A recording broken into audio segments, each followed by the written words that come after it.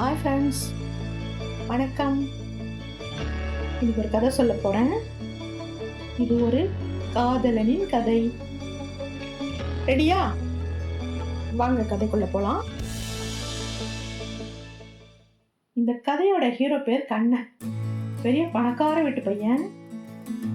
BE MBA முடிச்சுட்டு அப்பாவுக்கு துணையா அவரோட பிஸ்னஸ்லாம் பார்த்துக்கிட்டு வேலைக்கு போகாமல் வீட்டிலே தான் இருந்தான். பார்க்க அந்த கால ஹீரோ மாதிரி இருப்பான். கண்ணன் ஒரு நாள் ஃப்ரெண்டை பார்க்க பஸ் ஸ்டாண்ட் வந்திருந்தான். அப்படி பேசிக்கிட்டே ரெண்டு பேரும் பஸ்ஸில் ஏறிட்டாங்க.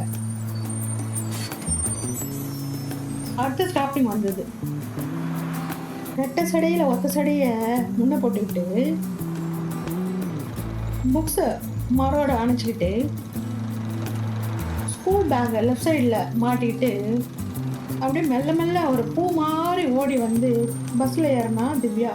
ஹாய் அப்படி சொல்லிட்டு தலையும் கையும் ஆட்டி ஆட்டி என் ஃப்ரெண்ட்ஸுங்களோட பேசிகிட்டே வந்தா. அவள் சிரிப்பை பார்த்துக்கிட்டே இருக்கலாம். யாராக இருந்தாலும் திரும்பி பார்க்குற ஒரு எளிமையான அழகு. கண்ணன் மட்டும் நான் விதிவிலக்கா என்ன? அவளே பார்த்துக்கிட்டு வந்தான்.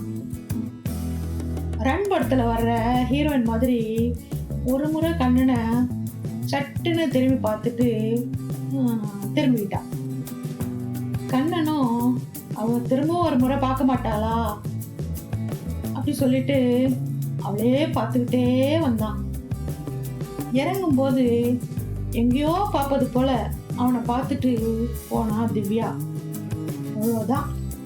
என்ன வேலை இருந்தாலும் தினந்தோறும் திவ்யாவுக்காக பஸ்ஸில் வருவான் கண்ணன். காலையில் 8 மணி ஆனதும் கண்ணன் வெளியே கிளம்பிடுவான். கண்ணா சாப்பிட்டு போ. அம்மாவின் குரல். வந்து சாப்பிட்றம்மா. ஏங்க தினமும் 8 மணிக்கு இவன் எங்கே தாங்க போகிறான்? இது அம்மா. யாருக்கு தெரியும்? உங்ககிட்ட கூட சொல்லாமல் போகிறானா உன் பையன்? இது அப்பா. 2 வீலரை பஸ் ஸ்டாண்டில் நிறுத்திட்டு 8 மணி பஸ்ஸுக்காக தினமும் காத்திருப்பான் கண்ணன். பஸ்ஸில் இடம் இருந்தால் கூட உட்காராம நின்றுட்டே இருப்பான். இடம்தான் இருக்கேப்பா உட்காருப்பா கண்டக்டர் சொன்னால் கூட காதுலேயே வாங்கிக்க மாட்டான். அடுத்த பஸ் ஸ்டாப்பிங்காக அவளோட காத்துட்டு எதிர்பார்த்துட்டு எட்டி எட்டி பார்த்துட்டே வருவான். 2 வருடங்கள் பஸ்ஸில் தான் பயணித்தினர் இருவரும். ஆனால் ஒருத்தருக்கு ஒருத்தர் ஒரு நாளும் பேசிக்கிட்டதே கிடையாது. திவ்யாவை தினமும் திகட்டாமல் பார்த்து வருவான். வீட்டில் திருமண பேச்சு எடுத்தாலோ இப்ப வேணாம் என்று 30 வயதை தாண்டினான் கண்ணன். ஒரே பையன் இப்படி கல்யாணமே செய்யாம இருக்கிறானே வேதனைப்பட்டனர் பெற்றோர். யாரையாவது மனசுல நினைச்சிருக்கியாப்பா? அம்மா மெதுவாக கேட்டு பார்த்தார். சொல்றேம்மா.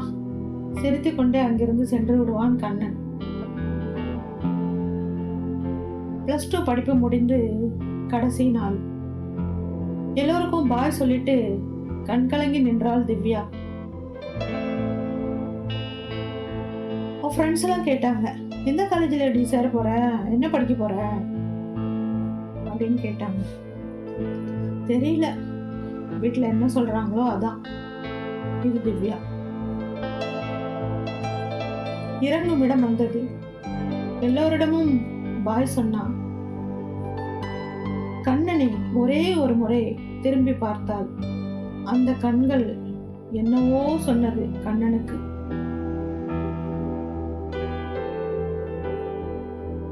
வாய் விட்டு சொல்ல தெரியவில்லை.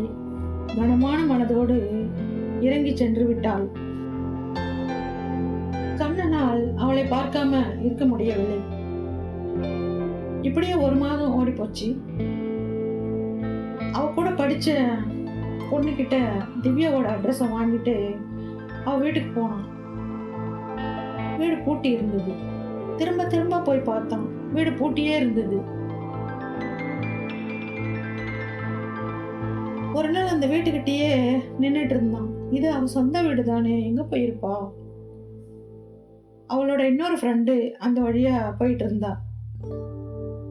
கண்ணன் திவ்யாவை விரும்புறது பஸ்ல இருந்த எல்லாருக்குமே தெரிஞ்சிருந்தது. என்னன்னா இங்க நிக்கிறீங்க அப்படின்னு கேட்டா. திவ்யா அப்படின்னு அவ வீட்டை காட்டி மெதுவாக இழுத்தான். அண்ணா சாரிண்ணா, அவளுக்கு 10 நாளைக்கு முன்னாலே கல்யாணம் ஆயிடுச்சுண்ணா. அவங்க அம்மாவோட தம்பிக்கு தான் கல்யாணம் முடிச்சிருக்காங்க. வாழ்க்கையே வெறுமையா இப்போ தோணுச்சு. நெற்றியை தேய்த்தபடி தலையாட்டி விட்டு கிளம்பி விட்டான் கண்ணன். அவளை போய் பார்க்க கூடாதுன்னு மனசுக்குள்ள தடமா நினைச்சுக்கிட்டான். ஆனா அவனால மறக்க முடியல. அவ பஸ்ல ஏறும்போது ஒரு பவுடர் வாசனை வரும். அந்த பவுடரை தேடி போய் வாங்கி தினமும் பூசிக்கிட்டான். அவன் கூட இருக்கிற மாதிரி நினைச்சுக்கிட்டான். இப்பவும் கல்யாணம் பண்ணிக்கல. 45 வயசாயிடுச்சு. கண்ணன் இப்பவும் தினமும் 8 மணிக்கு அதே பஸ்ல ஏறி போறான். திவ்யாவோட தினமும் பஸ்ல போறதா நினைச்சுக்கிட்டு அவன் வாழ்க்கைய அவனே வருத்திக்கிட்டு, யார்கிட்டயும் பேசாம தாடி வளர்த்துக்கிட்டு பைத்தியம் மாதிரி சுத்திக்கிட்டு இருக்கான். இந்த காதல ஒருதலை காதல்னு சொல்றதா என்ன சொல்றது? இந்த கதை பிடிச்சிருக்கா? பிடிச்சிருந்தா லைக் பண்ணுங்க, ஷேர் பண்ணுங்க, சப்ஸ்கிரைப் பண்ணுங்க. மீண்டும் இன்னொரு கதையில சந்திக்கலாம். பாய்.